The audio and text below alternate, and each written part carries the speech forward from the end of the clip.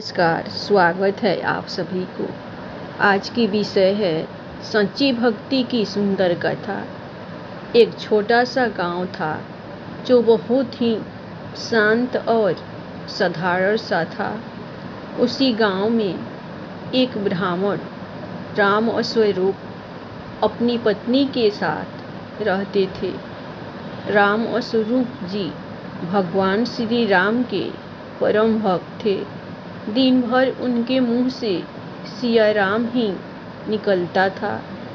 राम स्वरूप बहुत ही सरल और सीधे स्वभाव के व्यक्ति थे, पर उनके घर की माली हालत ठीक नहीं थी। घर का गुजारा किसी तरह चल रहा था, परंतु राम स्वरूप जी के चेहरे पर जरा भी सिकन नहीं थी। उनकी भगवान के प्रति आस्था में कभी कोई कमी नहीं आती थी। इसीलिए सब लोग उनको पंडित राम भक्त कहकर ही पुकारते थे। गांव में एक बहुत ही पुराना खंडहर सा और बहुत ही छोटा सा राम मंदिर था। पंडित राम स्वरूप उसी मंदिर के पुजारी थे। मंदिर के बगल में ही एक छोटा सा ईंटों का बना कमरा था, वहीं वो रहते थे। दूसरी ओर उनकी पत्नी उनके बिल्कुल उलट बहुत ही गुस्से वाली थी। नाम था लीलावती। बात बात पर गुस्सा करना उनका स्वभाव था। भगवान की पूजा पाठ से लीलावती का दूर दूर तक का रिश्ता नहीं था। यहाँ तक कि वो कभी मंदिर में झांकती तक नहीं थी। पंडित राम स्वरूप रोज सुबह सुबह सूर्योदय से पहले ही उठ जाते और स्नान करके घंटों पूरी भक्ति भाव और सदा से भगवान की पूजा करते और फिर पत्नी से भगवान के भोग की थाली लगाने को कहते। यह उनकी रोज की दिनचर्या थी। लीलावती रोज केवल भगवान के लिए भोग बनाकर दे देती थी। इसके अलावा वो कभी मंदिर में कदम भी नहीं रखती। उसे ये भी नहीं पता था कि पंडित राम स्वरूप रोज किस प्रकार भगवान की पूजा करते हैं। उसे इन सब बातों में कोई दिलचस्पी नहीं थी। वो तो दिन भर घर के कामों में ही व्यस्त रहती थी। आज भी रोज की तरह राम स्वरूप ने घंटों तक पूजा की और फिर अपनी पत्नी को आवाज लगाई, लीलावती, ओ लीलावती, अरे भगवान के भोग की थाली तो लगा दो। कितनी देर हो रही है, भगवान कब से भूखे बैठे। आई तभी लीलावती की आवाज आई।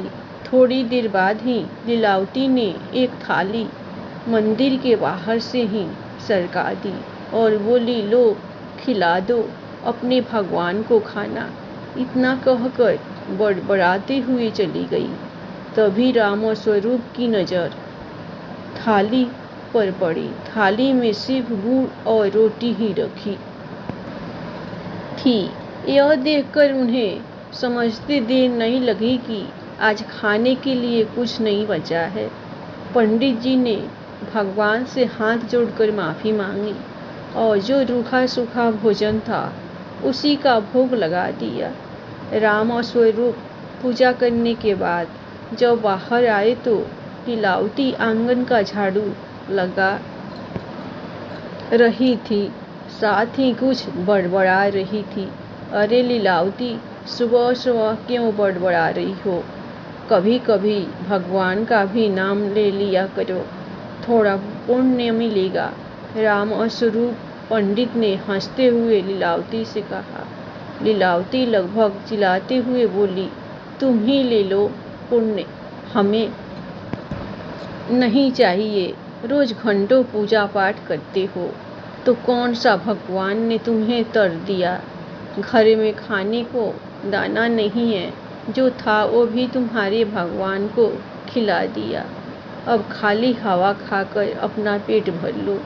इतना सुनते ही राम और स्वरूप बोले, लीलावती तुम चिंता मत करो, भगवान पर भरोसा रखो।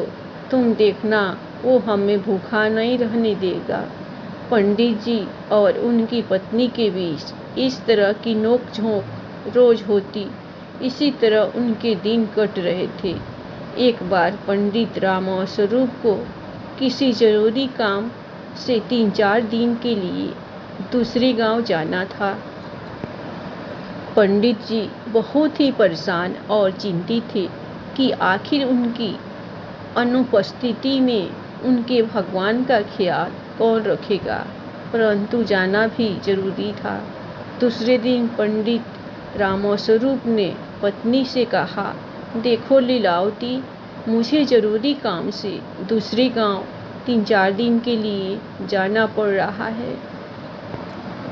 इस बीच तुम्हें ही मेरे भगवान का ख्याल रखना होगा। उन्होंने पत्नी को यह भी बताया कि उन्हें रोज कैसे भगवान का ख्याल रखना है। तुम रोज सुबह सबसे पहले भगवान को उठाना, उन्हें स्नान कराकर भोग लगाना और रात्रि होने पर उन्हें सुला देना। लीलावती बीच में ही टोकते हुए बोली, हाँ, मुझे सब पता है, अब जाओ, देर हो जाएगी। दूसरे दिन लीलावती सुबह सुबह उठकर काम करने लगी कि तभी उसे याद आया कि उसे तो भगवान को भी उठाना है। वो मंदिर के अंदर गई और बोली, उठो राम जी, भोर हो गई है, जल्दी उठ जाओ। कहकर वो वापस अपने काम में लग गई। कुछ देर बाद वो फिर मंदिर में गई। उसने देखा भगवान तो अभी भी वहीं की वहीं खड़े हैं।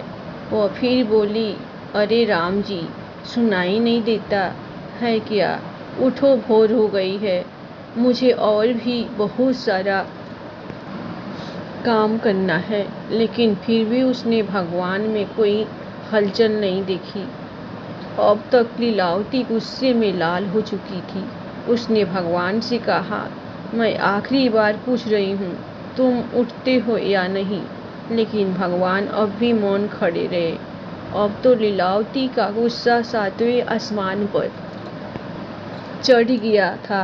वो गुस्से में बाहर गई और झाड़ू उठा लाई।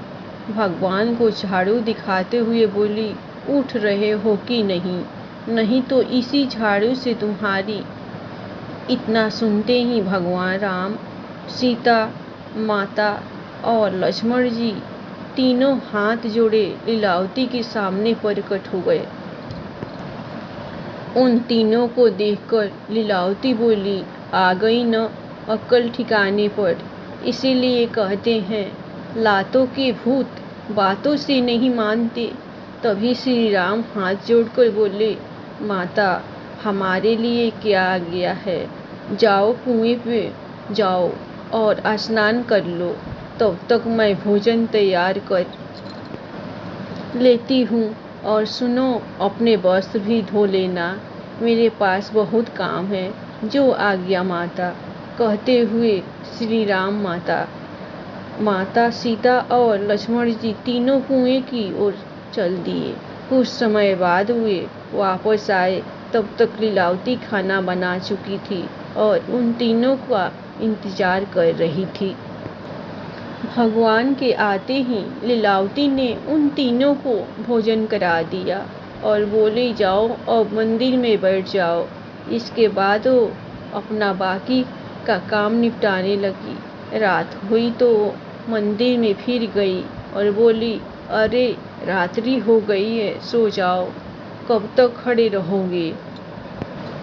दूसरे दिन भी वह सुबह जब उठाने गई और भगवान 1-2 बार उठाने से नहीं उठे तो वो फिर झाड़ू लेकर आ गई। झाड़ू देखते ही तीनों भगवान प्रकट हो गए और लीलावती के सामने हाथ जोड़कर खड़े हुए।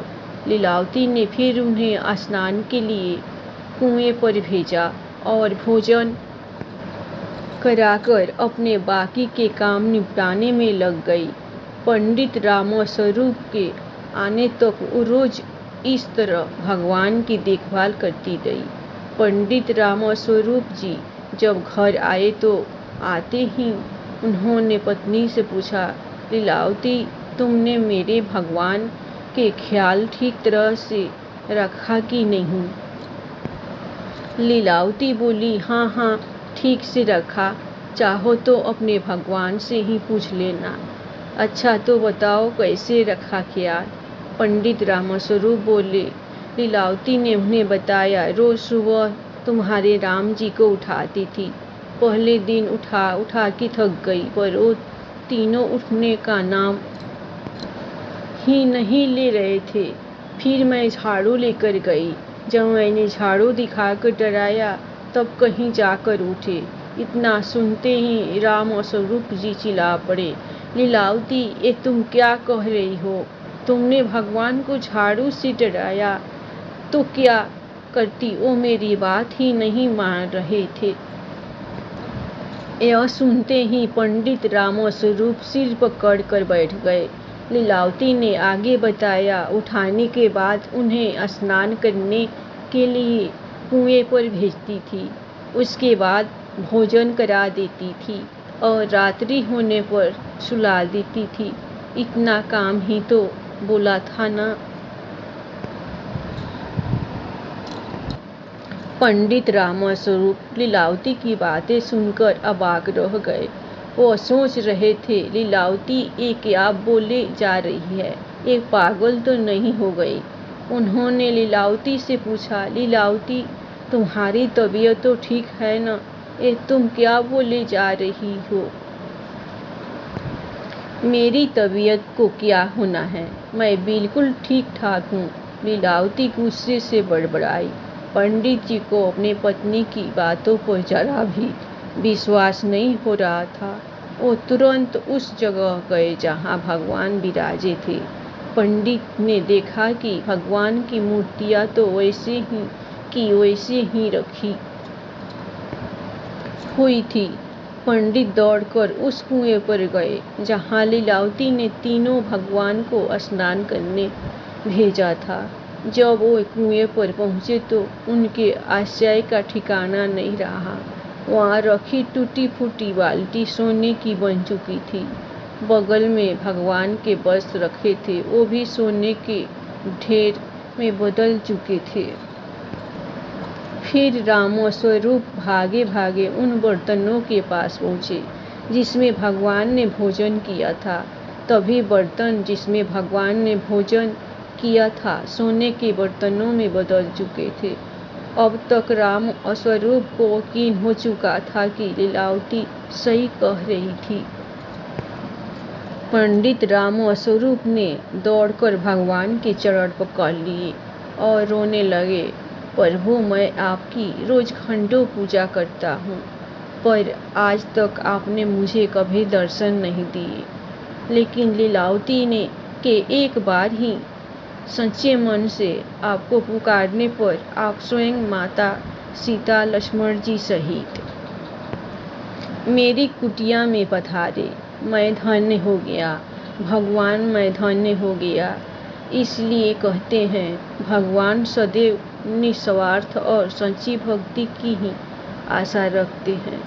लीलावती भगवान की भक्त नहीं थी, अपितु उसने जो कुछ भी किया निस्वार्थ भाव से किया, क्योंकि उसके पति उसे भगवान का ख्याल रखने को कह गए थे और वो वही कर रही थी जो भगवान को भा गया और वो उसके समक्ष प्रकट हो गए।